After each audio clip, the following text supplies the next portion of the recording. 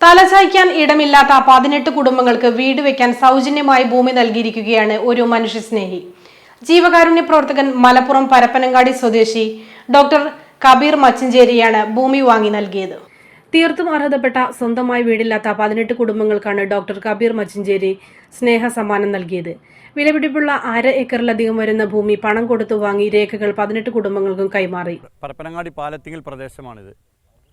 ഇവിടെ നമ്മുടെ നാട്ടിൽ ഒരുപാട് ആളുകൾ ക്വാർട്ടേഴ്സിൽ ജീവിക്കുന്നുണ്ട്.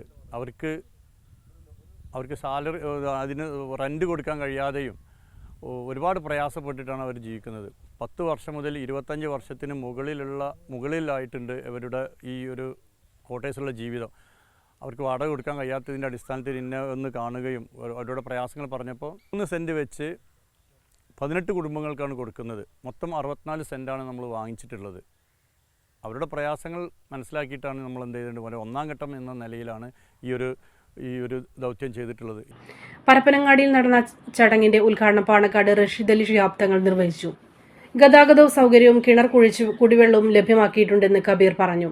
പാലിയേറ്റീവ് മേഖലയിൽ പ്രവർത്തിക്കുന്നവർക്ക് ഉൾപ്പെടെയുള്ള ജീവകാരുണ്യ പ്രവർത്തനങ്ങൾ രംഗത്ത് ഉള്ളവരെ ചടങ്ങിൽ ആദരിച്ചു.